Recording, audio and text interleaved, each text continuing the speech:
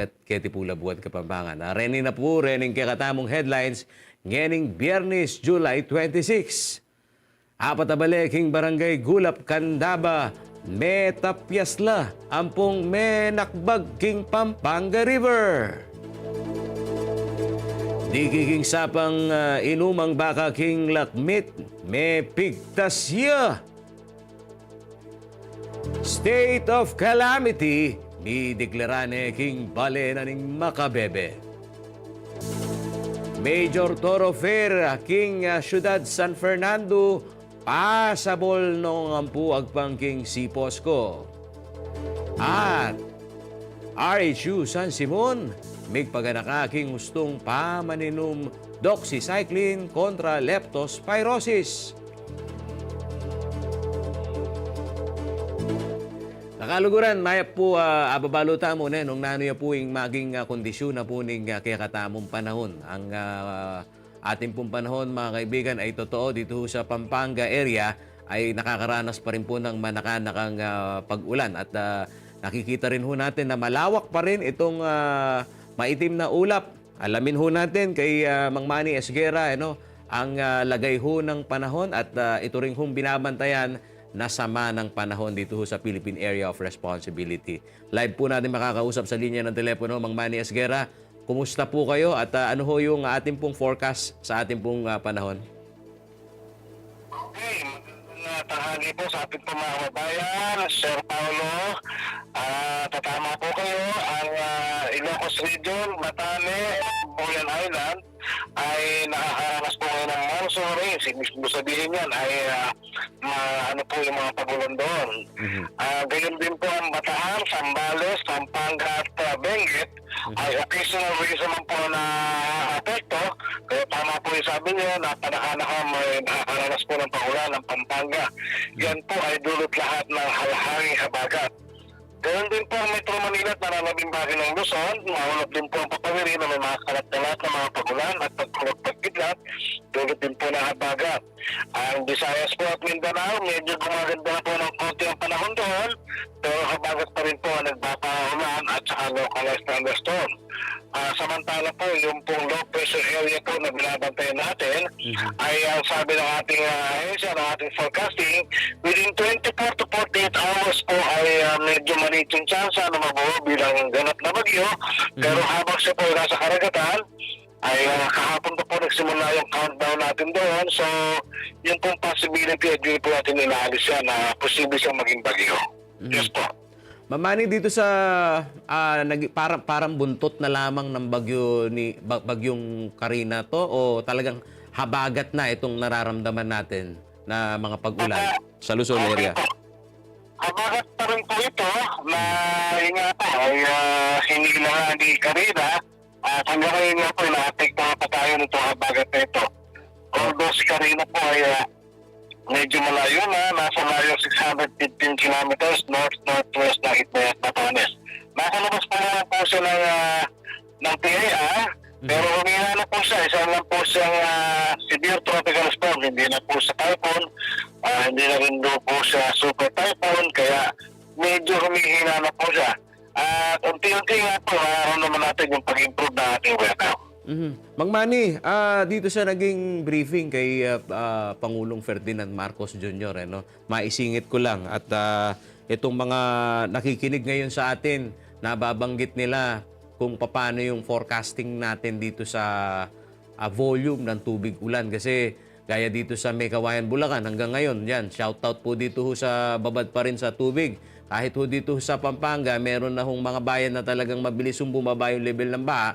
Pero dyan sa Mekawayan, ang hambing nga ho nila dito ho sa naranasan nila daig pa ng ondoy. Pero ayon ho sa Pag-asa, wag ho nating paghambingin yung bagyong ondoy dito ho sa habagat. Dahil ibang-iba ho daw to. Merong pinaghambing na habagat na season, Mang Manny, 2012 ba yun? Kayo ho? Opo. 2009 po yung si Hondoy. Okay. Opo, tama po. Hindi po dapat pagkumparayan dahil po yung sinasabi natin na amount ng rainfall na binuhos ng Hondoy ay sa loob po na 6 na oras lang ngayon. Pero yung pong halos kamukhang data ng itong habagat ay puro naman po yun for 24 hours. Kaya hindi po dapat na pagkumparahin, although parehas po na halos 400 na mahigit, yung oras po na ibinuhos sa ulo nyo ay hindi po parehas.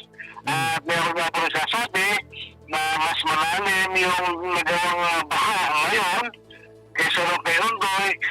Yan po ay hindi natin yan dahil siyempre po, yung po natin mga drainage yan, baka mga barado na, at saka po yung mga harang natin sa tubig ay mga nasira na. Yes po. Opo. So, wala pa naman tayong pagtataya, Mang Manny, initial assessment na kung gaano kalaki yung volume nitong nagdaang habagat? Kung gaano ho karami yung tubig? Meron po tayo sinasabi noon na 100 to 200 millimeters. Yun po yung malapit doon sa malapit sa, especially yung nakakaranas ng heavy to torrential rainfall, ay po yung 100 to 200 millimeters of rain. So actually po, puro estimation lang po yun. Hindi po natin talaga kaya sukatin yung volume na bumuhos na yan. Estimation lang po natin yun dahil po doon sa ating mga radar na ginagamit. Ayun. At ito naman pong dumarating na sama ng panahon. Gaano ho kalaki yung tsansa na ang track ho nito dadaan ho ng Luzon Island? At dito pa ho sa mga karatig region natin. Yes po, ang biyahe po niya ay northwest din. So posible rin po na kung magiging bagyan ay baka po ito ay maglandfall din sa ating mga kalupaan. So sa ngayon po, wala pa naman siyang forecast kasi po ay low pressure pa lang siya. At yun nga po, sa loob po ng 48 hours, medyo maliit pa po yung chance niya mag-o bilang bagyo. Ayun. Maraming salamat, Mang Manny Esguera, ang senior weather forecaster ho natin dito sa Pag-asa Clark. At mainam na mayat maya ho at nagkakaroon ho tayo ng update dito ho sa lagay ng panahon dahil hanggang sa kasalukuyan dito ho sa area ng Tarlac. Ito't naririnig ho natin itong mga pagbibigay ho ng komento ng ating mga kababayan. Meron nagtatanong dito, kumusta ho kaya yung baha dyan sa Kapitolyo naman sa Pampanga? Dito ho sa amin, sa Tarlac, naulan. Shoutout kang kuya kong Alvin Perez.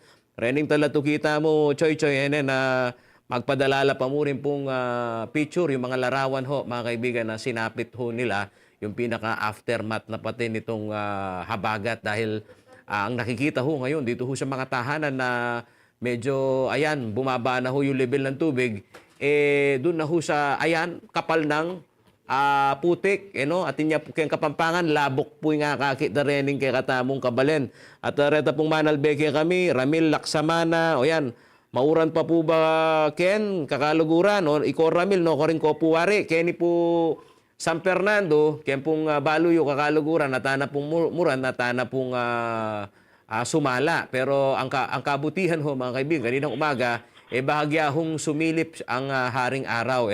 Doon ho sa mga nakakapakinig ho sa amin, i-like ho ninyo at i-share ang ating streaming para ho doon ho sa mga kababayan ho natin nakikibalita sa kanila pong mga kaanak. Meron ho kasing mga lugar pa rin ho dito ho sa ating pong rehiyon na meron hong power interruption, gawa ho nitong kanilang bahay ay lubog pa rin ho sa tubig. Gaya ho dyan ho sa malaking bahagi ng lalawigan ng Bulacan. At meron na rin hong nagdeklara ng state of calamity dahil ho sa laki nito pong perwisyo. At pinag-uusapan natin ang perwisyo, mga kaibigan. Maya, patsiya po linya na ng telepono. Board member Attorney June Canlas, na opo, kaya ni pong 3rd District na rin Pampanga, di ruta na king mabilog probinsya, kakit ko laret ang picture mo, BM, taga ng ining sektor na ning agrikultura, bituran niya kaya ni Pampanga. Initial assessment, nano la rin yun na pong Kapamerwiswan? Hello? Yeah, BM, yan, idol. Good morning, good afternoon. Good afternoon po. Kaya ni pong initial assessment nyo po, makanayan niya po karagul Kapamerwiswan ng milyari po kaya ni kaya katamo kempis sa sabihan na agrikultura. Medyo maragulimpik sa lang kay agrikultura. So we're still collecting all the data na available kasi mag-inventaryo ta pa kanya karingigan na ganang may salanta. Initial and bawas, kulanta kayo mo kita king arayat, kita pang metong nga barangay around 200 hectares na itong posibleng Mapinsala ka rin na ready to harvest palay. Uling, kita sobrang dagul na ni Tandalong. Ang pupersana ning Agus, may bitasitang may pungatay. So itang Tandalong milikas nga na bintangan kayong palayan. So the growing crops rin kanyan. So it's in great danger na lumbong. So maraguling epekto So kasalukuyan dapat pa mangolekta ng datos. So the governor has already instructed our provincial agriculturists na makipag-ugnayan ka rin municipal agriculturist tamo para apata itang total itang total areas ampong volume daring crops and areas may apekton kening bagyo ampo kening flooding. Nanong la kondisyon rening tanaman na reni pupupula na la o saktula pa mana nam rening kaya katamong kay. Ating pupupulan growing crops na lang rin kasi halos harvesting season na kanya palay siguro in a week or two i-harvest na talaga manibatuan na itang pale. Itang butil so, dan to harvest so talagang in epekto maragulya lalo na for almost 3 months dang si sesending ortilano in a matter of hours malumbog. Siyempre maragula pinsala. Rening manalbe kaya kata ati ko kasing papaslaga video na tsuka kini kaya be mula rening apektadong magsasaka. Nano yang portion araya chain no ko rin yung portion na ning kinlakmit. Wa, nano yung portion na ning anong bahagi ito ng tubig? Ito ba ay may sanga sa Pampanga River o aliwayan dalan dito? It's one of the tributaries kaya ni tang Inumang Baka nga Manwanda. Okay. So it goes all the way from Arayat to Santana, niyang gaya kay Lalam all the way to Mexico. One of the major tributaries sa pong irrigation river channel na mag-irrigate ka rin thousands of farmlands tamo. So BM esa dyan esa dyang malalyari BM. Kayong karanasan nyo? Kayong base ka rin kayo, it's the first time na milyari niya, ulit talaga maraguleng volume. So that's why metong niya ka rin instruction namin governor na to inspect all facilities, including irrigation facilities, baka nagtalawin tayo nung nakarila rin ang possible areas na makapag-create problema. So that we'll be able to prevent, if not mitigate, the risk of being inundated by floodwaters para makapagsudyatan. BM, sabi kay Gob, ing manwana mo naman, panimanmana, bala mo sa kildap nga ning milyari. Kumbaga, tandating paruminggo pa, albog. Paruminggo pa yung pumupul kang maragulot mata sa albog, ngayon doon aldomo, nakanong kabilis. Baka niya niya kakitining nilabas sa habagat. Unexpected talaga ito. Walang doon na kaya talagang panaliwana talaga yung klima. Itang volume naning tanong marakale. Itang heavy rainfall talaga Aliwa mo itang binagsak yan di Pampanga, syempre itang tributaries coming all the way from Nueva Ecija, kaya katamo may babagsak yan Wow. So overall talagang manaliwana yung klima niya. Kailangan rin kaya katamong kabalin na they should always be aware and ready para sa kanang sitwasyon ba kanya. Lalo na rin local officials tamo. Dapat abe-abe down all the way to the barangay level. Kailangan talaga kikimot. And coordinated in efforts tamo.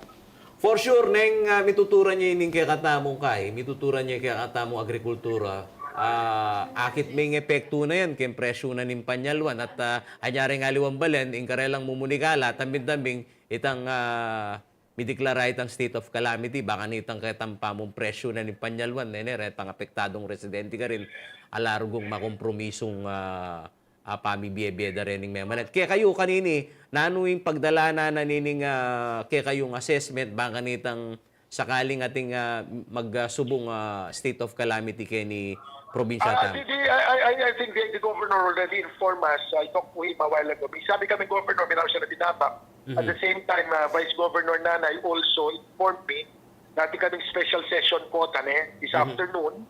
No ka rin metong karin sabihan makarine the proposal resolution to declare state of calamity. Kaya yung probinsya baka nita ring tikatamong barangays they will be able to utilize their disaster preparedness funds, meron na contingency funds na to address para makayantabi kanilang sasakupan. Biya mating makiramdam kaya katamo at yung sektor na ng agrikultura. Balo yun po, biya mana, kaya ni po kandaba, balo yun naman po, madaguling produksyon na ng pale, kaya ni at ikami niya, kaya palyarihan kami. Balami, makaba pa yung panauna ng kapalyan-palyan, pero ini, biglangan ng pamagdatang na ng Danumara. Nano mo pong suporta nga, kwadareta pong farmers tamo? Ating pong provision ka para karing crop insurance, importante po kanyan, magpag-ugnayin la kareng municipal agriculturist po kareng technician da. Baka nita po rin kikatamong technician, magkontak lang pong inspection para po baka nita report na karetang crop damage so that it will be covered by the kareta pong crop insurance program na po ng probinsya, ng national. At the same time to baka tamiyabi lang karetang reports amiras making Kapitolyo para po baka nita i-program lang po for possible assistance po kareng ahensya na ng gobyerno. So, kailangan po talaga magpag-ugnayan lang kareng local officials so that the appropriate reporting, balo na po kasi gobyerno makanyan niya. So, reto po nga ganaganang gastusin na pong kasopan at measures na pigastusan, kailangan po kasi at silang pagbasihan rin at ipagbasihan mi po kanya karetang pondo na ilaan na po ng provincial government. Reta pong report sa miras kaya kami. Tungkol po kanetang crop ang pong other damages na may experience na po ng kiratamong orsilano. Diyan makilabas ko po. Rene pong kutang da po rin talato kita mong mamagatex. Kapilan niya po kaya ma-realize din pong flood control project no po kamal din milyon-milyon po yung I think the proper authority to answer that question is DPWH. Kaliwa po yung provincialing mag-implement ka rin flood control projects. But rest assured, we will coordinate po. We will mangutang tamo po at magpag-ugnayan kami kay Public Works kung nano lang po natang flood control measures na implement na. Kaya di kay probinsya, baka nita, lamenta mo po nung makahusto lang po, makaangkup lang kaya yung sitwasyon na mangyayari kaya katamo. At ina pong obserbasyon, rengaliwa pong alkalde BM na kempaniman manda, uli na nitang rengaliwang mika development, may manambakla, baka nitang develop dito may itong industrial area o di naman kaya itong subdivision na mangyari, isa daw dahilan kung bakit yung tubig napakabilis ngayon at nakikita natin sa kalsada na mamago sa Masigan. Kaya kayo po, BM? Kailangan po kasi ating masusay. There has to be scientific study itong data. Para kay Makanyan, lawetala po nung talagang dahilan. We need to get to the root of the problem hanapin. Lawetala nung rent tributaries tamo gagana na, nung ilang makasara o makabara, at retang karelang pibulsanan ng kain, nung kailangan malalam laba, at ipampiglag yan. Nagay po kasi ating area sa Nyabi Lulbog, gagana retang kanal na kasi marado lang, di ba? Kasi akit nung lawen sa pakyang basura. So takalya po kasi factors na lawen Nabi sa sabihan kupin, there has to be a coordinated and well-studied program para sa po ka rin flood mitigation measures tamo. Kasi aliya mo po kaya public works intervention aliya mo po infrastructure intervention din para mga flood control measures at nila naman participation ng private sector malin kaliwa na mo po itang simpleng pamanugali tamo pangaras ka rin basura tamo kailangan tamo manukse maski no ka rin, nanumuno ka rin, maging dalala para pitaralan po rin kanal tamo. At the same time, rin po kanal tamo, nung kakakit talang barado, i-report dala po kay katamo. At the same time, makanyan mo naman, kahit siya na ni gobyerno. So, public works, kailangan makipag-ugnayan lang ka rin local officials para po baka nita coordinated in efforts. So, marapat mo talaga, there has to be really coordinated efforts.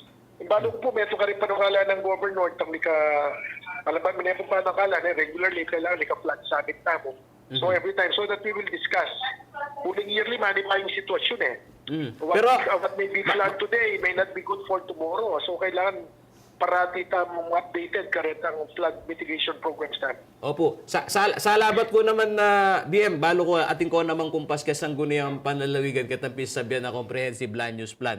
Kasi nung mibubuklat tampis sabihan na nung mikaka-develop meting-metong nga balen ang kay retang waterways at taga nang dapat reta yung sukad da ay mako-compromise karin maragula bagay ning pisabihan niya itang ing agos na ning danom salitada ring mga tuway ni pantunaning dalanan ning danom Paulo G oras taga ng makanyan kasi six its own level eh. Sabi ko Bin, kalupan nga sabi mo anyate na ni karugula bagay kay reta comprehensive land use plan da. Kaya katamong bawat munisipyo kailangan masusi pa mag-aral. Anyate natin technical expertise required kene. Kailangan lalo na mag-update kanyan karetang comprehensive land use plan da rin yaliwang munisipyo. Kailangan pa kapag-aralan din. So far compliant naman po Reni pong babansyon nyo pong balen. Makananya ka Pablo. So far po compliant naman po ganing pamagsumitida po ka rin comprehensive land use plan da. So far kasi karetang kay good for abalo ko up to 2025 la pa rin keraklan kasi kareta comprehensive land use plan de. So hopefully by next year or late this year makapag-submit na lang karetang updated so that we will try to find out if the appropriate flood mitigating measures were considered kareta pong comprehensive land use plan da. Ano pa naman po nung halimbawa, develop din metong area for commercial or residential or subdivision purposes, lalawin tayo nung karetang appropriate river channels po karetang tidalalan dalaw nung makapaktor la karetang comprehensive land use plan da. Kasi lalawin dala rete Oita. Dakal salamat kaya ka. Balo ko, busy ka pa at anten-anten mimya mo naman yung pisabihan nyo kaya sanggunian pangabagyan. Anong makanano yung kaya kayong balo ko daratang lapa mo rin reports at ing assessment mandatilaya po king kasalungsungan at i-update ka Paulo niya po at may consolidate na lang rin reports. Para we can give you a clear and total picture of the situation para sa po ka rin agricultural sector kaya importante. O rin papa-shoutout kaya ka yan, Manal Bea Chico Sonia, at Ison, hanggang magbiyaya. Reggie Catalando, ayan, mauran pa mo rin po, mimingat kayo BM, o tatatala siya po, kakiiya po. Minom na kang panulukan yan, BM. Napon in pautuan mi sardinas na ating bulungang palaya. O nga, kapag ingatan mo naman. Meron to kaming mayor dato, huli kay Batming Bigases, mit na ka rin yung evacuation center in Pinero. Meron to kaming pritong galunggong mayor. Kanya ba? Meranop ko. So, okay na kami kanina. O mimingat ka, Idol. Asahan mong mayat-maya ang aming pagtawag sa inyo para at least yung mga kabalin natin alam kung ano ho ang nagiging takbo. Nito pong, nasa assessment na ho tayo.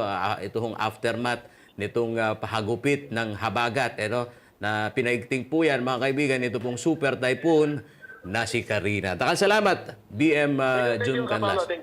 Okay, tarata pong talatugita mo Manal Benge ninanala pa rin balita yo apat na bale po kini pong barangay Gulap Candaba. May tapyas na ang popureng may nakbagya po kini po Pampanga River kabalen ni po as of 2 a.m. Yesterday 25 na po ning Hulyo kakaluguran may tapyas na po at may nakbagla po ring apat na bale kempong barangay Gulap yan bale na po ning Candaba pauli na po ning masika na pamanuran at ni po dala na pamurin po ning epekto na po ning bagat ang katalamitan na po ning CLTV 36 News Team kapitan na po ning may sabing barangay ay Adorasyon Maliwat at agpang kaya meragul kanuing danumin niya mitapyas siya po metapyas siya po reng bale bukod pa po geti may pinsala mo naman ing pananam da reng ortelano king lugal kalupa da reng nano o reni pong karela mo naman pong kabyayan itang pitanandang guli ang po pang pale Misisiping lakanuring bale miapektuan nung no ka rin kapi nana king karela pong tuknangan ing menakbag king ilog. Agpangbapugang kapitan, sula kanu king dinalan na bale, ring posible pong miapektuan king barangay. Para king detalye na po, kasabi tayo, ikoy ako pong Galen Gumabon, ing LDRRM Officer 2, Assistant MDRRMO ning Candaba. Koyang, Maya Paldo at rugo Maya pinimbalita tamo kaya palyarian kaya ning lugalyo. Kumusta ko po? Good afternoon po, Idol. Sa Candaba po ngayon, medyo maulan, matigil-tigil, pero kahit pa paano, nagkakaroon na ng paliwalas. Ito pinag-uusapan ho nating natapyas at mga apektadong bahay. Kung pag-uusapan ho natin yung bilang ho ng pamilyang apektado ho dito, gaano ho karami? Yung naapektuhan ang pamilya po ba? Opo. Opo. Sa ngayon po, sa kabuuan, sa bayan ng Candaba, meron na po tayo mga naapektuhan na 6,823 families. Ito po ay katumbas ng 26,206 individuals. And mga barangay po na apektado dito is nasa 17 barangays na po out of 33 barangays. Ito hong monitoring ho natin, patuloy ho yung pagbaba ng tubig sa upstream level ng Nueva Ecija. At asahan pa ho, sabi ho nitong monitoring ho ng Pag-asa, na bababa pa yung malaking bulk ng tubig. So far po, dyan ho sa inyong kinalalagyan ho ngayon, lalo na yung pinaka Candaba Swamp kung tawagin, gaano ho kataas yung mataas na tinatawag ho nila o dun ho sa critical level?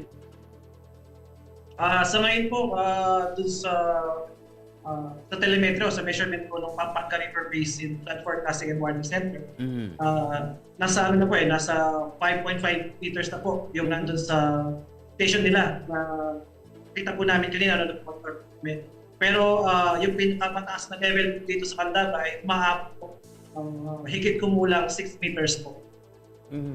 Dito ho sa ragasaho ng tubig, paano ho ito nakaapekto dito ho sa pinakapaanan po ng Pampanga River? Kasi alam nyo mga kaibigan, sa karanasan ho namin sa pagbabantay ng mga slope protection, pagka yan hindi pa tapos o merong, sabihin mo na semento yung kabilang pisngi, asahan nyo ho mga kaibigan, yan hong mga patuloy pang inaayos, yan ay king Kapampangan mabaklas na nga po rin, mababaklas lahat tuyaan.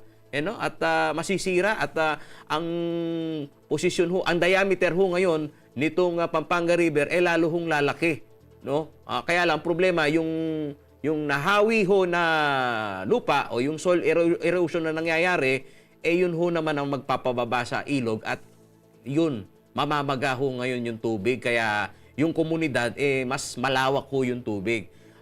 Dito ho sa mga binabantayan ho nating barangay, kumusta ho? Bumababa ho ba yung tubig o tumataas pa?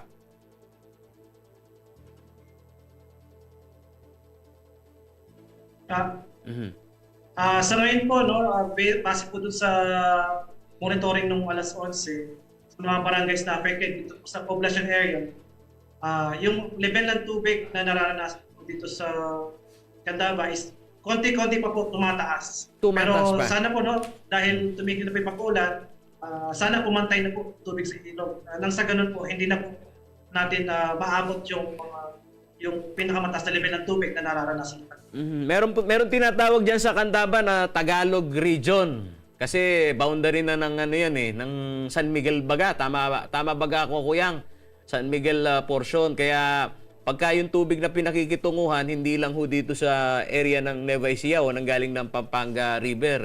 Kumusta naman yung kabila na dumating na tubig sa obserbasyon ho ninyo?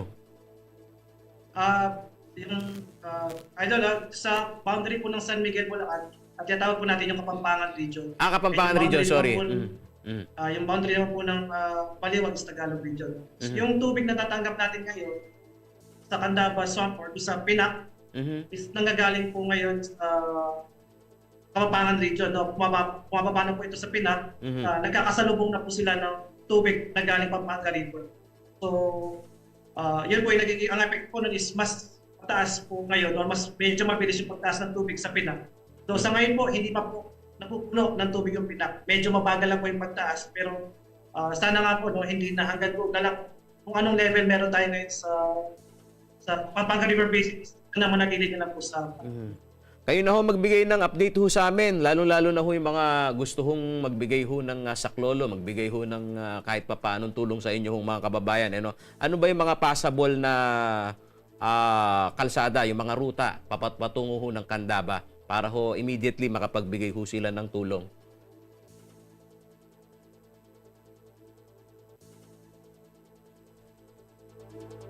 Sa ngayon po, no, ang Candaba to San Miguel Road natin, is sarado po. Ito po yung Candaba Poblasyon hanggang Barangay Magong Valley portion. At ganoon din naman po sa Candaba Poblasyon going to Maliwag. Yung pong portion po ng Candaba Poblasyon hanggang Barangay Paligid is sarado na rin po.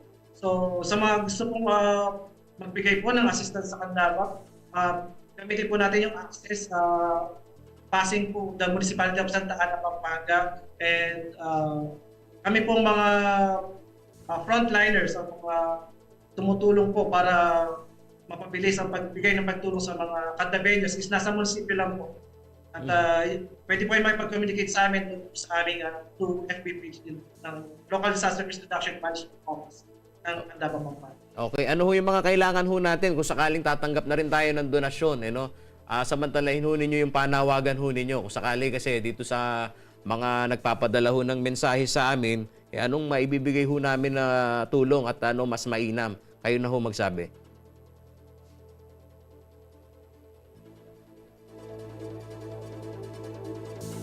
Sa ngayon po, no, kung meron mo po, no, sa mga gusto magbigay po ng tulong sa Candaba at sa mga, lalo na po sa mga naapektuhan ng media, is alagod po namin tatanggap kung ano po yung pwede may tulong, relief packs, sandbags po para sa mga barangay na gustong maglagay pa ng extra support sa dike, support, no? Actually po ngayon tumawag po sa atin kahapon at kanina yung Philippine Army, Coast Guard at saka yung Philippine Air Force. They pledge support po just in case na kailangan po namin ng tulong. At dito ho sa mga nagpapaabot din ho ng mensahe ho sa amin, mga kaibigan, maigi raw dito ho sa usapin ho nitong pagbibigay ng assistance, ayuda, ma-identify kung saan yung lokasyon ng mga evacuation center. So far po, sinasabi nyo nga ho, yung tubig hindi ho pukakati, hindi ho bumababa. Hanggang sa kasalukuyan ho ba, yung pong bilang ho ng mga pamilyang andyan ho sa evacuation center, hindi nababawasan, nadaragdagan pa hanggang sa kasalukuyan o may nakauwi na ho?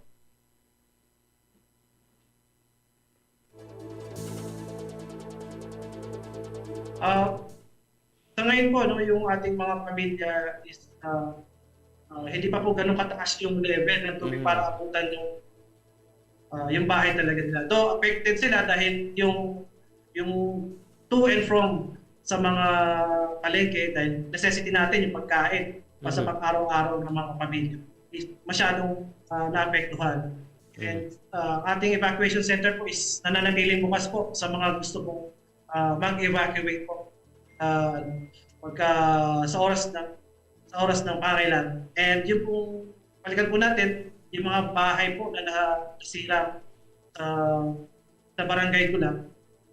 Patuloy po yung aming pakipag-coordinate po sa kanila upang mailipat sila sa mas ligtas na rin. Ayun. Pero itong lugar ho nilang ito, kasama ho sa permanent danger zone na bawal tirahan.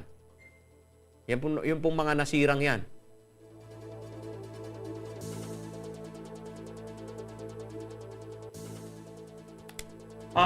Yung pong kasi tinitirahan po nila, actually,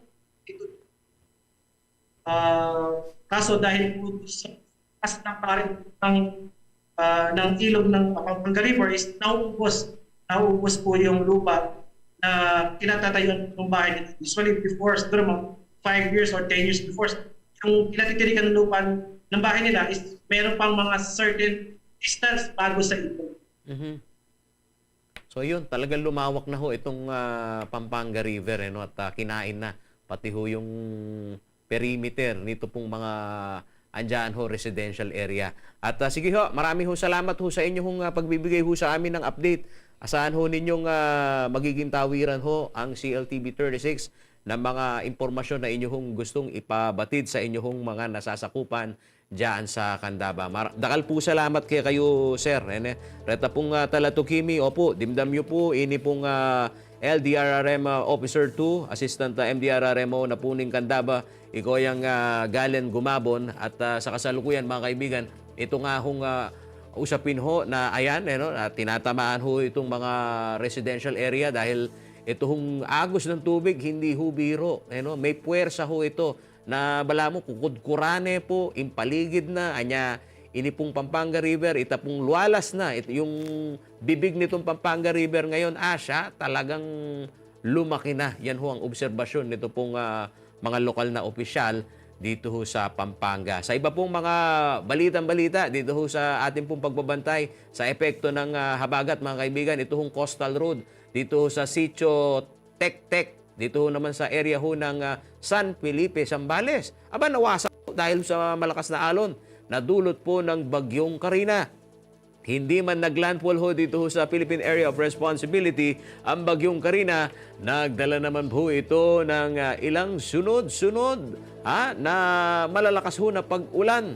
Sa lalawigan ho ng Zambales, nasira ang malaking bahagi ng Coastal Road.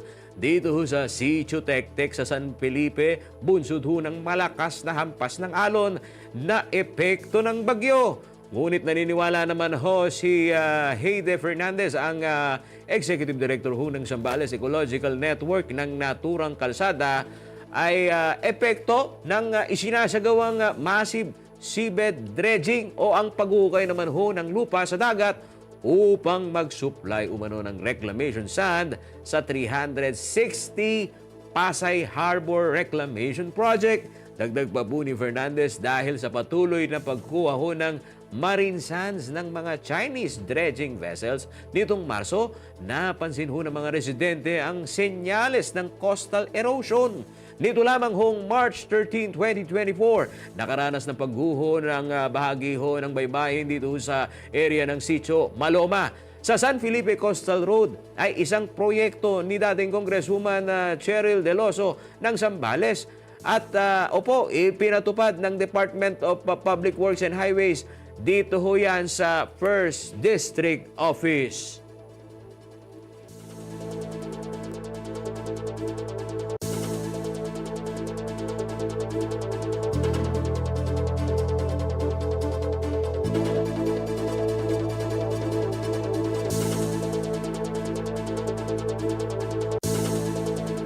Dakal kaya pa po impormasyon, balita, kayang pong komunidad apektado ning habagat, pamagbalik na po ning kaya kaming special coverage.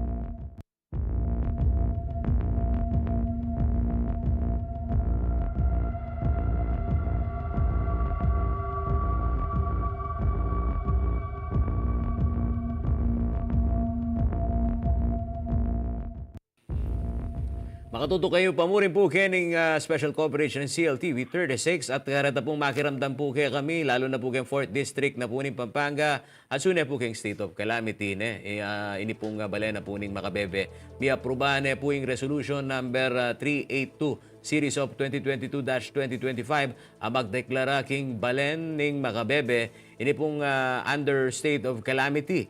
Inya mo pong Webis kakaluguran na po yun July 25 king aliwang detalye na po ni kakaluguran at resa-resa nung makananure po ita pong collection of data, ang gana po kitang pamag-desisyon da, pakibalon tamo po kay mismong chief, pamuntok na po ng MDRRMO na po ng Makabebe. Ikaw ako pong Jomel Cruz at siya po kay linya ng telepono. Kon Jomel, kumusta la rin ng memalen kayo ni Makabebe? Kabang misasabi ta kanini? Hi, Paulo. Kumusta na ka? Good to hear from you. Wow, ini pula pa rin ang asang. Laging sariwa. Andiyan babad mo naman kendanong. Oo, dapat naman. Rain or shine, dapat sariwa. Ito ita. Anyway, kini pong Makabebe, okay na kayo man. Everything is manageable. Pero kalupa na po ni sinabi yun din, we already declared the whole town under state of calamity since yesterday with the recommendation of the MDRRM Council. Ulim pong manibat niyang Linubi Typhoon Karina na migpasikan keng habagat kay bad po in high tide level po kasi manibat niyang Lunes is at sukeng 4.9 feet hanggang mamiyalungan niya po ka rin. So hanggang ngayon halos makantaya pa po katas. Yapin po bagya-bagya kakakita mo daragdag la rin kaya katamong barangays may apektuhan keng flooding. May kumpisa tamo po karetang 7 barangays last Monday and then ditak-ditak darakala hanggang nakitang miras lang 15 barangays. But come Wednesday niya po. Niya pong Wednesday, nag-start na rin pong mag-preemptive evacuation. Hanggang po kitang that led to the itapin po niyang in-assess niya in katamong sitwasyon. Nag-declare na kami pong state of calamity. Baka nita po makapag-react lang masalese, makapag-respond lang masalese rin kaya katamong barangay because they will be able to access their quick response fund niya po. So, Jomel, paintindi mo ka rin yung talato kita mo, lalo na ka rin yung memalen Makabebe. Itong under state of calamity, nano mo yung asahan da, nano mo yung panaligan da. Although ini, burigya mong isugi, kareta pong manalbeke kami magtasla pong kile. Diyos ko po nga pong ginawa, nakatas na yung panyalwan, nara, Jomel. At may salanta na kami, kaya takapalagi. Sali ka murgong kamatis, pilan niyang piraso, lalo nang sasali ka karetang rolling store, nang kamalakamalin panyalwan. Nanong atin, oras sa ingmeto nga lugar, magdeklara yung state of calamity? Well, muna po dili na, in pa mag-declare ni po kasing state of calamity, bala mo magiging proactive for the coming days pa. Nung sakaling apart from Typhoon Karina at yung pangsunod ng mas masika na bagyo, at least maka-ready na la rin kay katamong barangays to access their quick response fund. Baka nita nung atin lang emergency purchase na kailangan gawin para pag-augment, panyawag ka rin karelang constituents, agawada. Nepo, yaping iting purpose na nita, in main, nepo. Pero, bukod po kanita, in pong kasing pa mag-declare state of calamity, will put us in the map na already rin talagang priority areas na kailangan sopan. Nepo. So, istong makanita, the national government, akit data, may spotlight kami, nanong kailangan naning Makabebe, nanong kailangan tangasaw, uling mag-declare na lang state of calamity. So, ita pong pamanyaw and even our NGOs, akit da. So, they will see what di ba po ngayon, dakal na makipag-coordinate kayong office ko, ang pang-office namin mayor, na nung asaw, lalo na rin NGO. So, these are ways na baluta naman po, naman makanta karaguling pondo na ning locality na. So, dening augmentation sa manibat kayong kilwal in form of donations, para gula pong sahod na ibibiyata mo ka rin kaya katamong kabalit. Tatlo, isto po kasing maka-declare yung state of calamity in itong area. Then kaya katamong financial institutions, whether private or government, mag-extend lang emergency loans, emergency assistance na ating pong private companies na i-certify niya mo itang employee na mumuli yung makabebe, kaya niya makatuknang and under state of calamity, atin lang kay assistance, no? So, it open na, ini pong pa mag-declare state of calamity, opens up so many opportunities and blessings, ne? Pwedeng datang king katamong locality through generous ating aluwa pong LGU na petang alimenya sa lantap, sumahupla in kind or in cash, makanyan, ne? Reta po, bukod kitang maging strategic kami in the accessing of our 30% quick response fund for our constituents. O ito, maya pa ayag kasmi yan kung Jomel, pero maya mo naman di nandalang kapabalwan din ng memalen. Gusto pong under state of calamity, tapong price freeze. Excuse me po. Price freeze. Uli pong kaya tapong panyalwan, numisan, totoo na, iyapin po yung problema da pureng marakaltamong kabalen yan. Itang makananude po pikor kulay yung karelang budget. Lalo na nung lubiba pa ko. Ang kaya ti pamasakit, sisipunyayin kung ang kaya sayang singya pa wali ko, lulubta na kanini nga na makananing sitwasyon mi. O yan, na buklat-buklat tapa, opening na ning klase king 20 Lunes. Kaya kayo, kayong apila ken DepEd, ken division, nung sakali man, kasi atinang magmunikalang mga yan manawagan kening DepEd. Nung mapalyari, laganas pa mo yung opening na ng classes kasi retangaliwang evacuation center, eskwelahan la. Kaya kayo po. Opo. Actually, sir, uling perennial problem ni every year. In fact, for the record, this is our 6th straight year na mag-declare kaming state of calamity. So, kumbaga, this is nothing new kaya kami.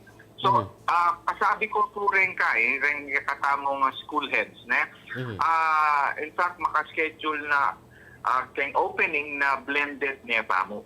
Po, aliya po face-to-face.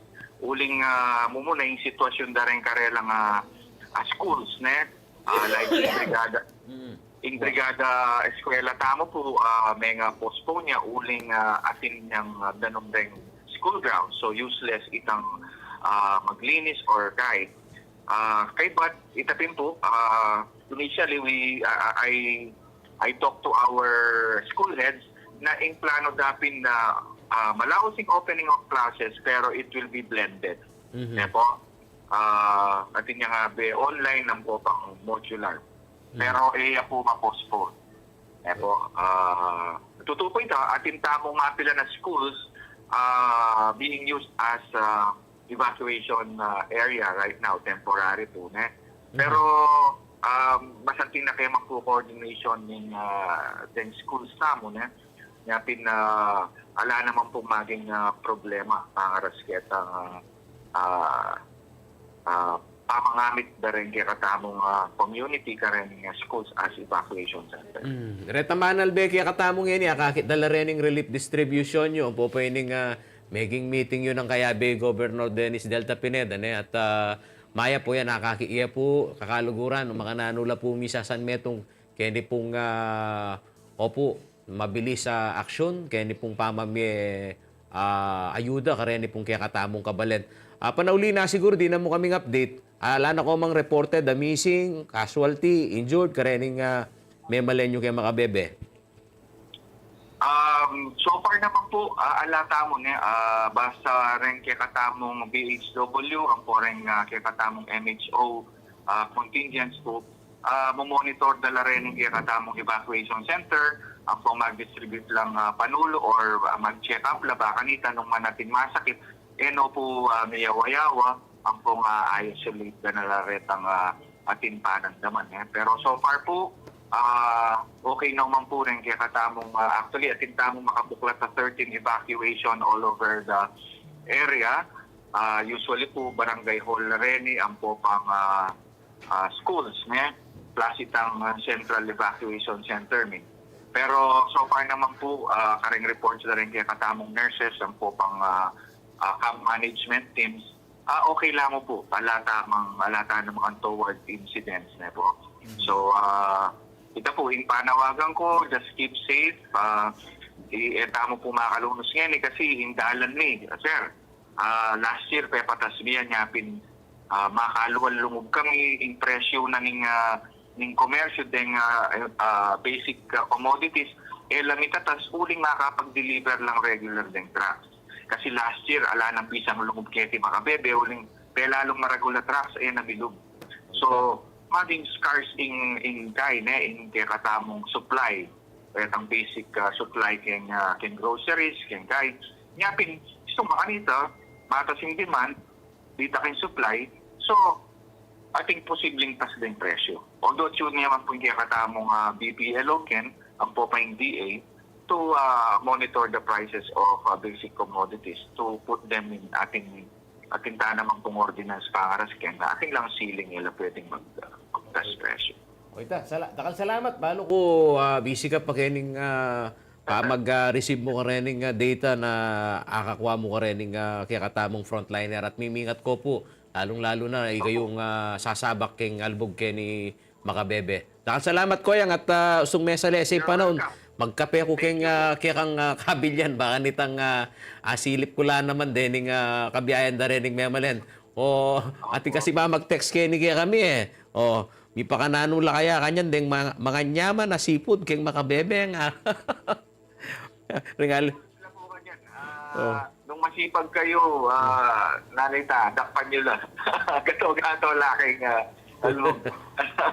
Mimingat ka kon Jomel, dakal po salamat. Dakal po salamat. Mimingat, Sir Pao.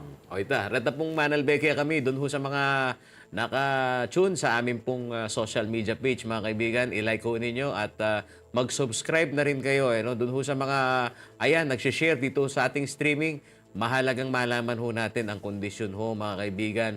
Nito pong mula ho sa lokal na pamahalaan, ang pakikitungo ho nila dito sa mga apektadong residente dahil hanggang sa kasalukuyan, meron ho mga lugar dito sa Central Luzon, malalim pa rin ho ang baha. Ano-ano pa ba yung mga probinsya at bayan na sumailalim na sa state of calamity? Mga kaibigan, ito makinig ho kayo dito ho sa Bataan at Bulacan.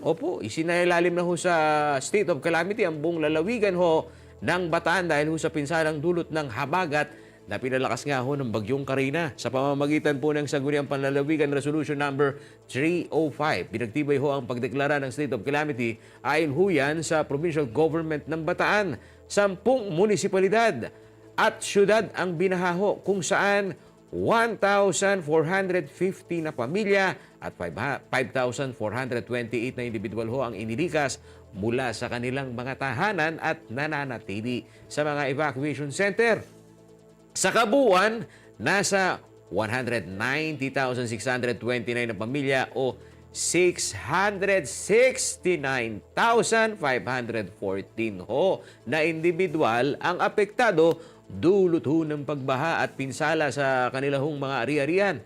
Aabot naman ho sa 35 million, mga kaibigan, 35,730,413 ang pinsalang naidulot ho ng bagyo sa sektor ho ng agrikultura at pangisdaan dyan ho sa area naman ng Bataan. Samantala, nasa ilalim na rin ho ng state of calamity, mga kaibigan, ito hong mga Bulakenyo. Dito ho sa Bulacan, tama ho kayong pagkakarinig. Nangyari ho itong pagdeklara kahapon ho yan, July 25. Ito'y matapos ho ang isinagawang emergency meeting na pinangunahan ho ni Bulacan Governor Daniel Fernando kung saan nagkaroon ho ng assessment sa danyos. Sa laki ng danyos ho mga kaibigan at bilang ng mga pamilyang apektado sa pamananalasa ho ng Bagyong Karina at Habagat. Karamihan ay, opo, eto na ang numero, 20 bayan at 4 na syudad dito ho sa Bulacan ang lubog ho sa baha na umabot ho hanggang saan ang lalim ng tubig? 2.4 meters o 8 talampakan.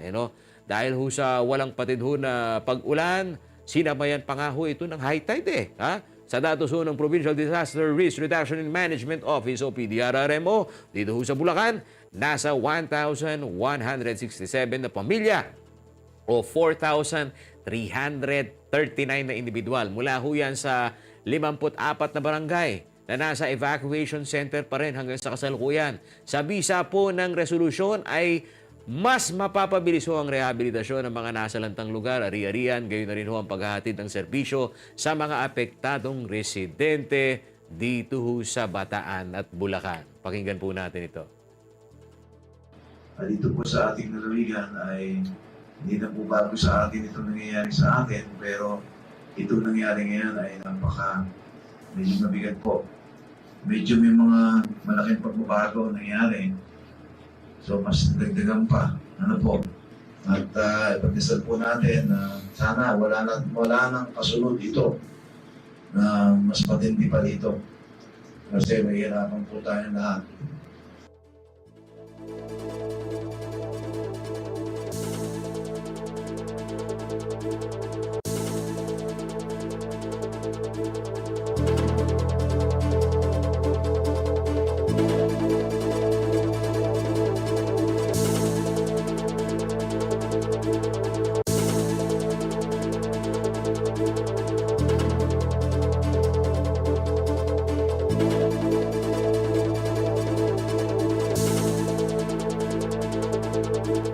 Sa ating pong special coverage, nakakatanggap po kami ng mga mensahe dito, lalo-lalo na ho dyan ho sa may Kawayan, Bulacan. Yung tubig, Paulo G, talagang hindi bumababa. At ang kanila hong paghahambing, talagang yan ho, mas maraming tubig daw kaysa ho dito ho sa Ondoy, na nagpabaha din ho sa malaking bahagi ho ng NCR at dito ho sa Central Luzon. Samantala, mga kaibigan, ito naman pong pagbabantay natin sa mga kalsada. Ito hong major thoroughfare dito sa siyudad ng San Fernando, Pampanga, passable na. Abiso po ka rin motorista, karat na pong makiramdam kay katamon, passable no po, pasibayo, reng major thoroughfare, kaya ni po siyudad na San Fernando. Agpang po yan king City Public Order and Safety Coordinating Office o CPOSCO. Umpisan na mo naman po yan, Aldo. Yabi po yung DPWH na ini pong pamagpatch kareta pong potholes minsan may sakinda na kamo nung magmotor kaya ni pong stretch na po yan ning Jose Abad Santos Avenue o kaya ni po Jasa ang mo na po ng MNR Manila North Road kaya ni pong MacArthur Highway at pong detalye ngayon albentaya po kaya ni pong report ng kuya ko pong JM De Jesus.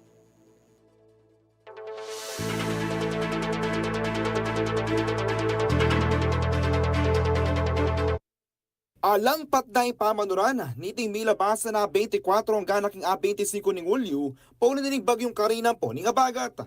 Uli na niti, Mitasing Danom at Mialbugan na rin 15 barangays ang pouring major thoroughfares king syudad San Fernando. Anya naman may magkasakit na rin kay Raklan, karing motorista paulan na ning Albog Kindalan.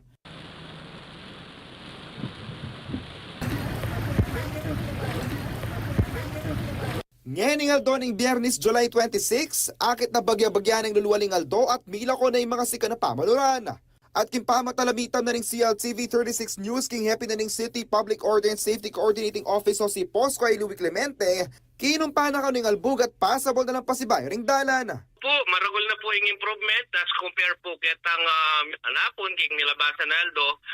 With regards po king katama pong traffic flow, maragol po yung improvement, light traffic condition tamo po at marakal po karetang dalan tamo na usually may kaka-flash flood. Ngayon po alana at passable langan po halos di katamo pong lugar. Dagdag na pang Clemente, passable na rin dalan ka rin sa Blangsakyan king intersection to northern part of City of San Fernando, Quezon History papuntang SM Downtown, Macabali Hospital papuntang PHS Boulevard, San Jose Ponduan, Ampueng San Juan papuntang Capitol Boulevard. Samantalang yaningal doon ng Biyernes, July 26, magronda na lakanuban lawen ng sitwasyon ng kayayari na pamong sakuna. Nag-inventory po kareni pong traffic logistics tamo. Reta pong mga misplaced tamo pong traffic barriers. Lege tala po karelang dapat ipagpwestuhan. Nandin pong bagya from 6 a.m. hanggang po ngayon kaurasa na ini dudurot na po rin mobile unit ko. May kipag-coordinate na rin kanong si POSCO ng Department of Public Works and Highways o DPWH. Bana asamas ding mga busbus sa dalan kay MacArthur Highway ang Poking Jose Abad Santos Avenue. Sige pong making assessment, data pong linto potholes tamo kareng major thoroughfare, especially po kay ni King Jasa, ang popuging MacArthur, duly coordinated no po, nandin pa pong bagya king DPWH, Kempon District, and in-inform na kaya po nandin bagya, may coordinate na kaya kami na maggawa na pong patching activity ngayon pong Aldo, Banganita, reta pong gambakuba kong dalan tamo, especially pin po kay ni MacArthur, makapag-patching niya po, kaya katamo DPWH. Panayan nila po kanini, ang tabayanan nila, Banganita, maging safe niya po itang activity daw, huling major thoroughfare na po rin karelang iuna. Paga na kanila mang Clemente kaling motorista, bis tama nila na masyadong uran, alay pamurin kano kakalingwaning mingag ipamagmaneho kindalan. Yakop yung kayong talasuyo, JM De Jesus, ating pusong makabalen.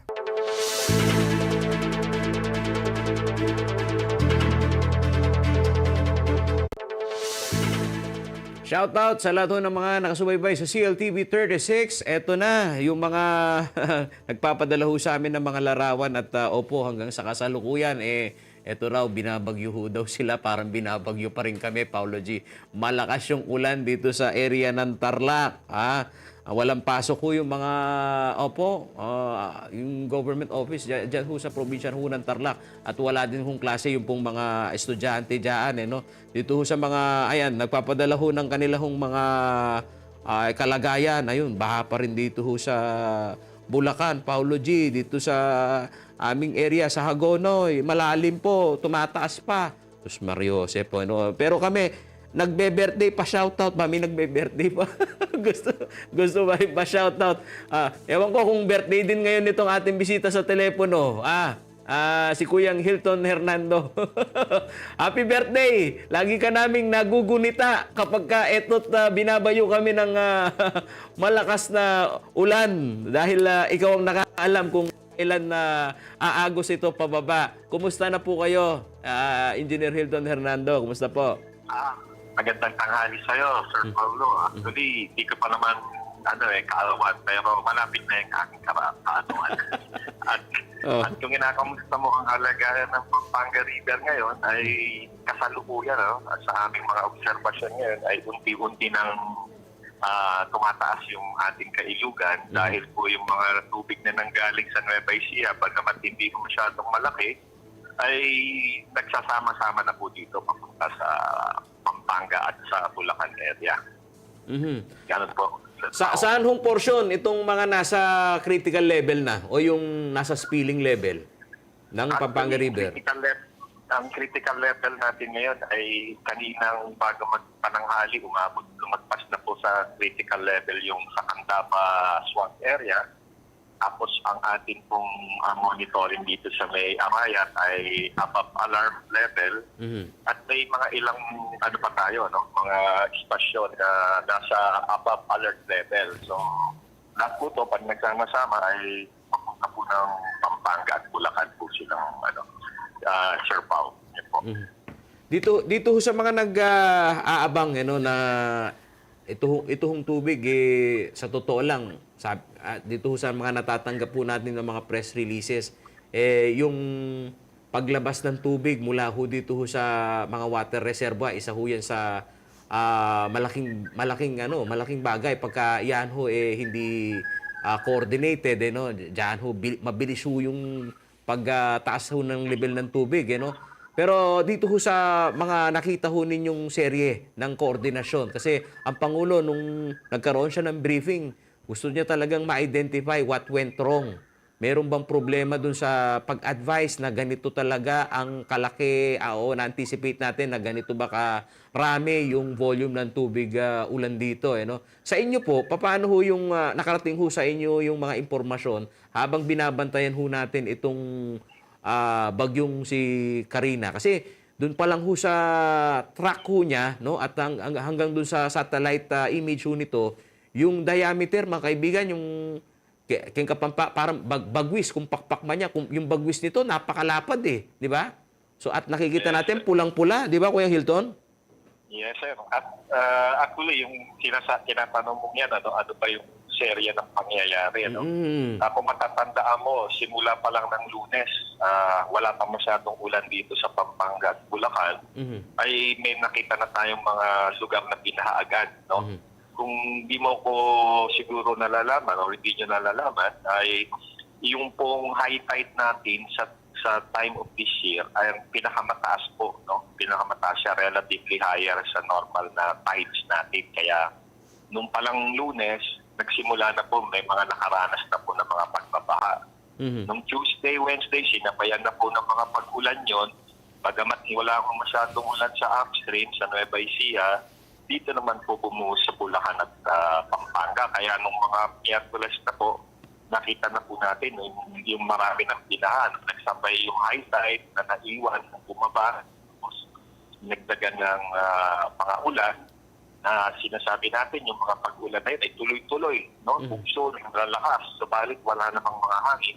Ito po yung kapagan na naka-apekto dyan sa lugar na yan. Sir Pao.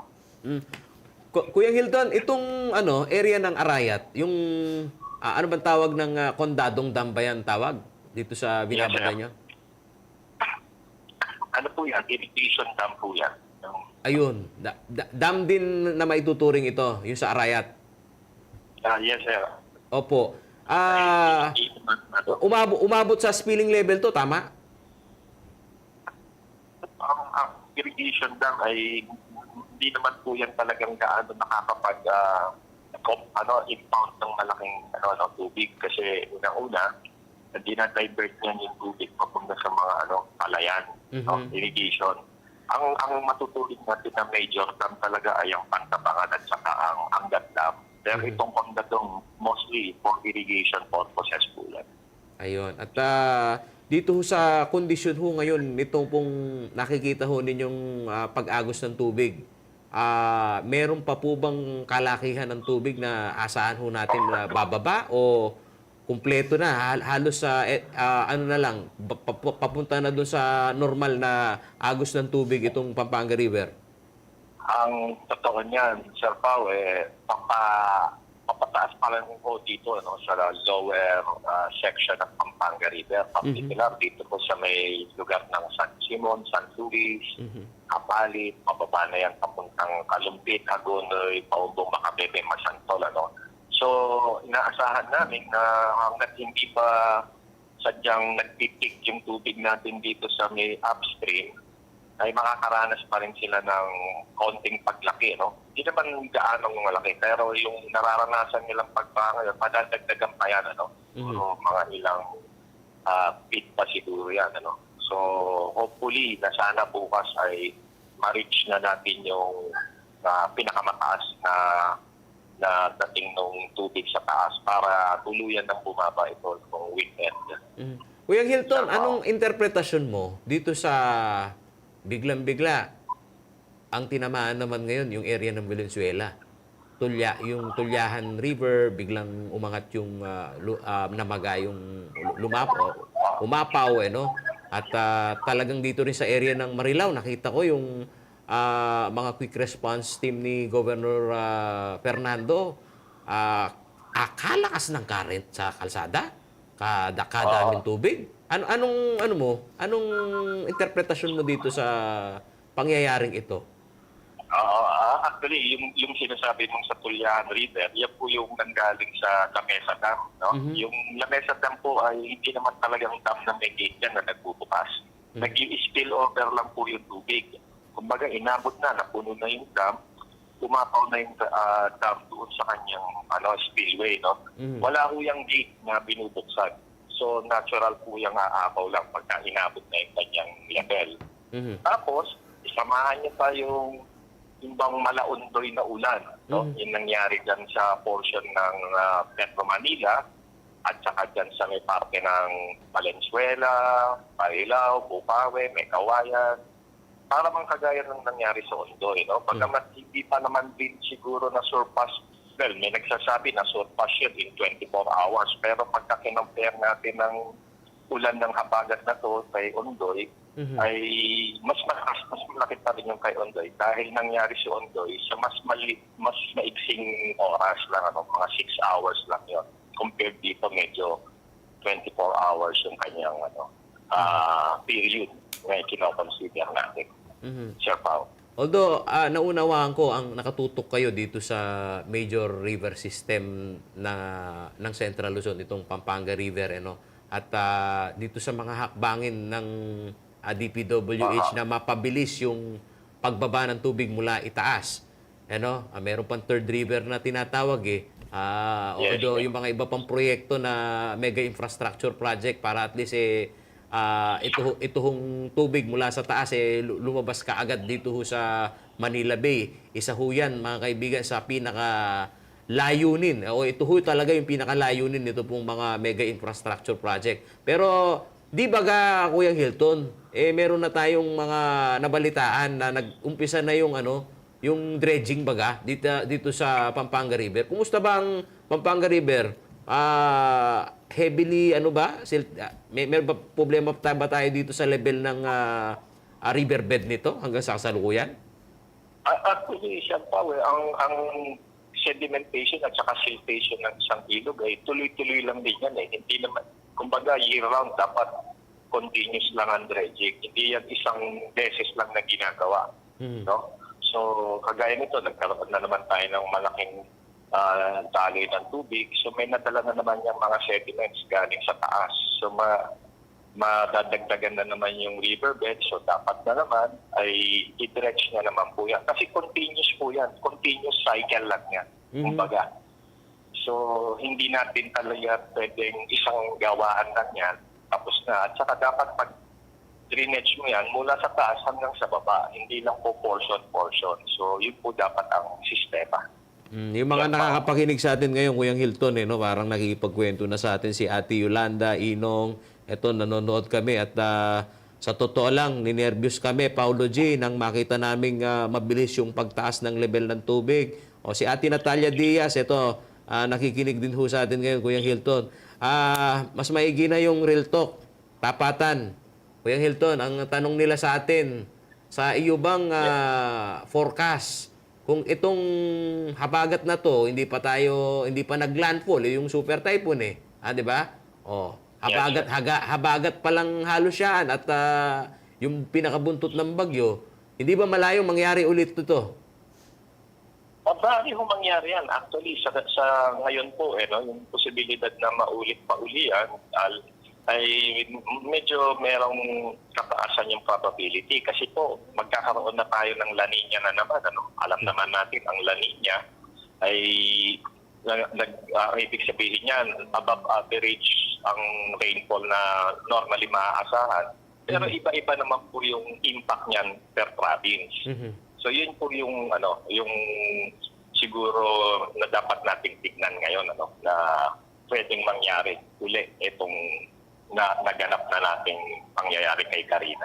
Ayun. Kahit habagat lang yan, Sir Pao. Naku, Kuyang Hilton, talagang baka tumaas pa ang BP ni Sharon Evangelista na nanonood sa atin sa mga sinabi mo. Wag naman sana. Pero yung mga kababayan natin, kahit paano, kahit nasasalantanan ng bagyo, nakakangiti pa. Kahit paano, nakakangiti pa. Kahit yung kanilang nabilin TV, ayun, nababad na sa tubig. Tapos Mario Joseph, iba't iba po yung kwento ng ating mga kababayan, mga kaibigan. Merong binaha. Meron ho yung tipong nasanay na sa taas, baba, yung kanyang mga gamit. Pero kapag ka talaga biglaan, flash flood ho. Ikaw ba, maihahambing mo ba sa flash flood ang nangyari o hindi? Ang nangyari, yung high tide kasi, medyo maaari siguro hindi na napansin to ng ating mga kababayan. Subalit kung madalas silang sumusubaybay doon sa mga tides natin. Itong nangyari, itong past 5 days, nandyan yung pinaka-relatively higher na tide sa buong taon. So, isa yun, ano? Ngayon, samahan mo nung biglang buhos ng ulan na sabihin natin, yung buhos naman yan ay hindi lang naman sandali. Halos buong araw, tuloy-tuloy. So, may mga lugar na nakaranas ng parang biglaan ng paglaki ng tubig. At meron namang iba, yung unti-unti naman yung nagiging epekto. Ngayon, ito po, darating na naman yung nanggaling na tubig sa Nueva Ecija, Tarlac, at nagdadala ng paglaki ng tubig dito naman sa Lower Pampanga River channel. So, yan pa rin, asahan pa rin nila yan. Bagamat hindi ito flash flood, ay mapapansin naman natin, lumalaki na naman yung ilog natin ngayon. So, yun po, Sir Paul. So wala pa tayong forecast na asahan natin ngayong araw bababa yan. Asahan pa natin na tataas at mga 3 araw pa bago natin makita yung pagbaba ng tubig. Most likely, yung pagbaba, maaaring bukas magbababa yan. Kaya lang napakabagal mo. Kaya hindi halos mapapansin yung pagbaba ng kailugan natin. Bagamat sa datos namin, nakikita namin na bumababa, pero napakabagal, mga 1 centimeter or 2 centimeter kada oras. Siyempre, parang hindi mo napapansin basta-basta yung pagbabagong yun. No? So, hopefully, ang forecast namin, mga magpipik po itong kailugan natin siguro baka mga tonight, no? Or early tomorrow morning. And by that time, no, unti-unti po siyang bababa na. Ayun. So hopefully, wala na po sanang susunod muna na mga pag-ulan para makapagpaibsan naman yung ating mga kababayan sa katatapos lang na pagbaha. Maraming salamat sa iyo, Kuyang Hilton Hernando, at hanggang sa muli. Marami pa tayong pag-uusapan sa mga susunod na panahon, at huwag kang magsawa dito sa ating ginagawang serbisyo publiko na sa totoo lang, mga kaibigan, yan din ho yung mga totoong masasabi ho nating ating pusong makabalen. Meron ho talagang puso na magbantay, isipin ho, magdamagan ho ang kanilang ginagawa para ho tayo maabisuhan dito ho sa pangyayari na ayan, yung pong serye ng pag-agos ng tubig dyan ho sa Pampanga River, talagang malaking epekto ho yan sa pagbaha dito ho sa ating pong rehiyon.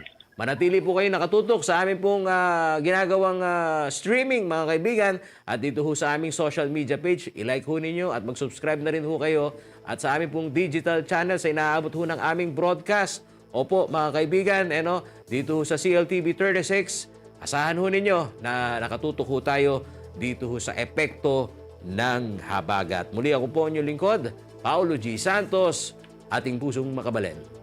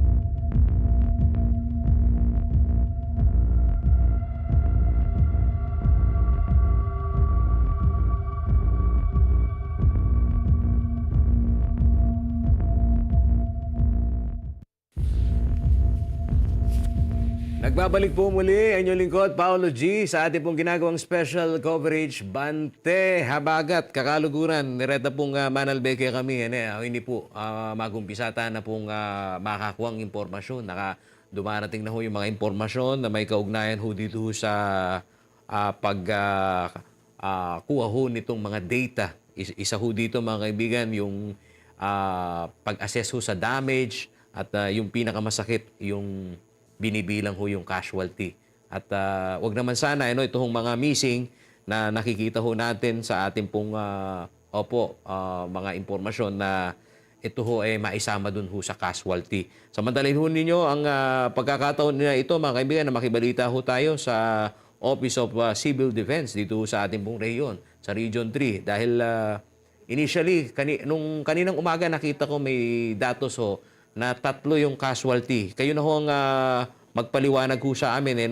Kuyang Raymond Garcia, ang Planning and Information Officer of Alert Team ng OCD Region 3. Kumusta po kayo? Good morning po. Good afternoon po pala. Yes, maganda. Magandang araw po, Sir Paolo. Sa ngalan po ng pamunuan ng Office of Civil Defense ng aming Regional Director, si Director Amador Corpus. Opo, dito ho sa datos pa lang ho tayo ng casualty dito ho sa mga bilang ho ng nasawi. Dito sa Central Luzon, gaano po karami yung pong nasawi? Yes po, Sir Paolo. Although meron po tayong report casualties na natatanggap sa iba't ibang ating mga resource persons or resources, tayo po kasi dito sa Office of Civil Defense ay nakadepende po doon sa binibigay na report sa atin ng ating Management of the Dead and the Missing Cluster, headed by the Department of the Interior and Local Government. So as of this time po, hinihintay pa rin po natin yung kanilang official report to confirm po yung mga reported casualties due to this habagat. So siguro pa, sige po. Yeah. So sa ngayon wala pa kayong officially na itali diyan sa bilang ng 0 pa yung record ninyo dito sa mga namatay. As of this time po, sir, hinihintay pa po natin yung official report galing po sa ating Management of the Dead and the Missing Cluster. Gaano ho ba kabilis yung kumpirmasyon? Naiintindihan ho namin kasi may mga documentary requirements bago sasabihin na may count na may isang casualty sa isang rehiyon. Gaano ho katagal bago ho makumpirma ho yung mga yan? Actually, sir, nagbabase rin ho tayo dun sa parameters nila. So sila po yung may hawak kung kailan po nila mailalabas yung official confirmed report galing po sa kanilang tanggapan, sir.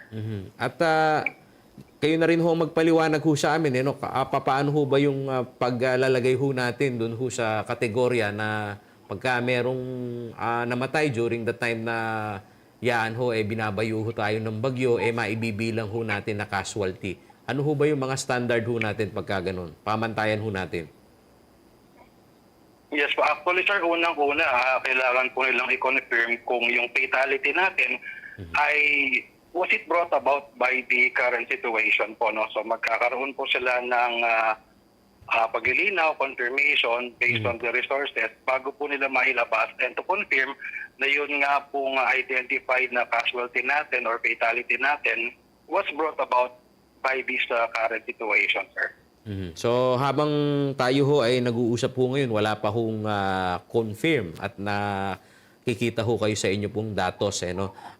Dumako naman ho tayo dun sa mga injured. Baka meron naman ho. Wala pa.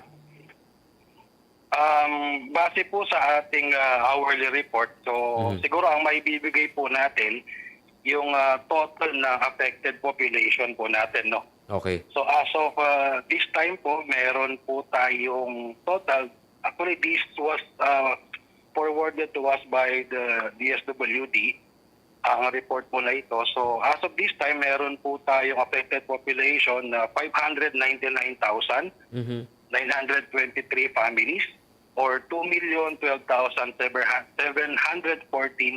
individuals. Galing po ito sa 670 barangays sa Central Luzon, particularly in the provinces of Bataan, Bulacan, Nueva Ecija, Pampanga, Tarlac, and Zambales. Okay. And then, meron din po tayong a total of 12,621 families or 43,182 individuals currently na nasa loob po ng ating evacuation centers. So as of this time, meron po tayong 458 open evacuation centers all over Central Luzon. Dito ho sa ginagawa ho ng OCD, samantalahin ho ninyo yung pagkakataon para maunawaan din ho ng ating pong mga karehiyon. Ano ho ba mandato ng OCD pagka ho kayo ay nasa region? Naunawaan ho namin na sa inyong postura, lalo-lalo na kapag ho itong mga LGU ay meron hong mga documentary requirements na yan ho kailangan sila ay maging hindi lang beyond compliant, kundi yung talagang performing sila dyan ho sa crisis management. Isa ho yan sa kanila hong pinagsusulit kung gaano kabilis yung kanilang quick response. Pagka ho ganitong tumatama ho yung bagyo, ano ho ang postura, mandato ng OCD Region 3? Yes po, Sir Paul. Actually, sa mga ganito pong sitwasyon, ang mandato po talaga ng Office of Civil Defense ay sa coordination po kami. Halimbawa, meron pong pangyayari dito sa isang probinsya natin. Kung nangangailangan po sila ng tulong doon sa ating mga national agencies, pwede po natin sila i-connect. And then kung meron pong naisipabot yung ating mga national government agencies, tayo rin po ang magiging daan para makarating doon sa mga provincial and municipal DRRM offices po. Okay. Meron ho mga texter ho tayo dito mula ho sa lalawigan ho ng Bataan kasi isa ho sa malaking balita din yung paggalubog ho nung isa hong nasa classification po ba na tanker yon, yung pong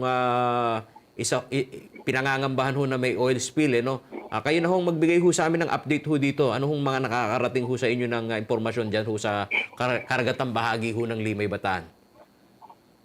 Yeah, actually kanina ho nagsagawa po tayo ng coordination meeting regarding po doon sa nangyaring paglubog ng isang oil tanker sa may Limay, Bataan. So present po doon yung provincial governor ng Bataan, and then nandun din po yung mga kinatawan ng Philippine Coast Guard, ng DOH, ng DOST, at yung iba't ibang mga sangay po ng pamahalaan na mayroong kinalaman doon sa paglubog po ng tanker nito para makatulong at para po maibsan natin yung posibleng maging epekto ng lumubog na tanker po. So kanina po, base po doon sa isinagawa nilang coordination meeting, nagsagawa na po ng iba't ibang mga measures para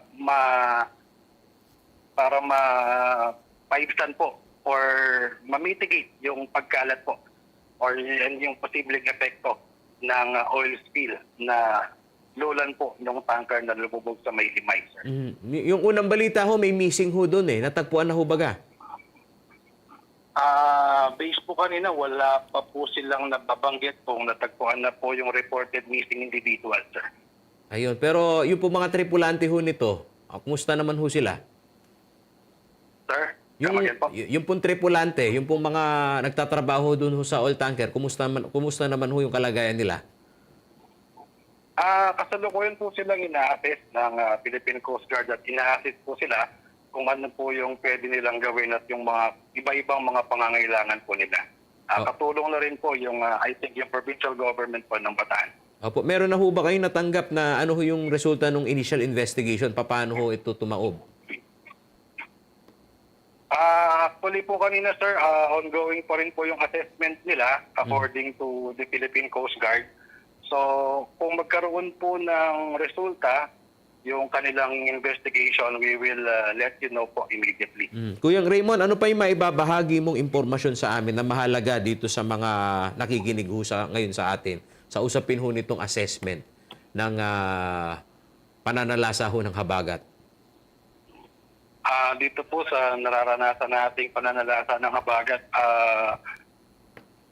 wag po kayong maglala dahil lagi pong nakaantabay sa atin yung ating mga regional line agencies, particularly po dito sa Central Luzon, at yung ating mga local government units. So actually, may mga reports na po tayo na yung iba't ibang mga provincial governments ay nagsasagawa ng relief operations, at yung ating pong tanggapan din naman ay currently nasa part po sila ng Masantolan, Macabebe to distribute po yung mga non-food items na pwede nating ibahagi sa mga apektado nating mga kababayan dito po sa Central Luzon. Okay. Kuya Raymond, panghuli na lang. Kasi mismo ang Pangulo nagsabi nang siya ay magkaroon ng orientation ng NDRRMC at ng DOST Pag-asa. Kumbaga, ang tanong niya, what went wrong? Meron bang problema dun sa pag-abiso natin sa ating mga kababayan kung bakit para bagang nabulaga yung mga kababayan natin dito sa laki ng tubig na dumating ngayon sa atin? Kayo ho, lalo na ang mandato ho ninyo sa koordinasyon. Kayo po, ano pong assessment ho ninyo dito ho sa nangyari pong serye na eto ho, may nakaranas ng flash flood, may nagulat ho at natrap ho bigla sa kanilang biyahe, dyan ho sa NLEX. Kayo ho, anong nakikita ho ninyong naging mali? Opo. Tayo naman po, Sir Paolo, dito sa Office of Civil Defense, we are always doon po sa proactive stance. Kaantabay po yung ating mga local DRRM Council and Office at both on the provincial level and the municipal level. Siguro po, meron lang po talaga tayong mga pangyayari na ganito na pwede natin sabihin na hindi po natin masyadong inaasahan. But rest assured po yung ating mga kababayan na palagi po tayong nakatutok sa mga ganitong sitwasyon, and rest assured din po na kung ano man po yung kanilang pangangailangan ay kakayanin po natin na matugunan niyon at matulungan sila kung ano man po yung kanilang kailangan sa pamamagitan po ng pagkokonekta sa kanila sa mga different government agents, maaaring makatulong at magbigay po ng ayuda sa panahon po ng kailangan na ito, sir. Okay, maraming po salamat, Kuyang Raymond Garcia, ang Planning and Information Officer of Alert Team ng OCD Region 3. At dito ho sa mga nakakapakinig ho sa amin, mga kaibigan, asahan ho ninyo na ito hong ating pong ginagawang update sa epekto ho ng habagat. Dahil hanggang sa kasalukuyan, meron po tayong mga followers gaya ni ating Yolanda Inong ang nagtatanong, bakit baga naulan pa dito sa aming area, Paulo G? At yung tubig, nangangamba kami. Ay, may mga ganyan hong sentimento yung ating mga kababayan. Ayan, dakal salamat ka rin kay Katamon Talatuki. Franz Mangalino, ayan, keep safe po. Marisa Katakutan Basas, shout out Paulo G dito sa area ng Barangay o Barrio Mapaniki, Candaba. Nanonood po kami. Tumataas pa rin po ang tubig. Natalia Diaz, Mauran Aldo, kay Katamungan, Mimingat Tamo po. Carmela Rose Sumbilyo, o yan, Rening Karelang komento, kakaluguran, at tutuna, Reni pong papadalay pong impormasyon kaya kami kalupad po retang pictures, yung mga larawan, na nalalaman ho namin kung ano ho yung mga kalagayan ho ninyo at yung mga gustong magpa-rescue, maigi hong ipadala ho ninyo yung inyo pong mga larawan at ganyan na rin yung mga mensahe ho ninyo dito ho sa CLTV 36 para maging tawiran po kami ng impormasyon. Muli ako yung lingkod, Paulo G. Santos, ating pusong makabalen. Kenny pa mo rin pong kaya katamong special coverage, Bante Abagat.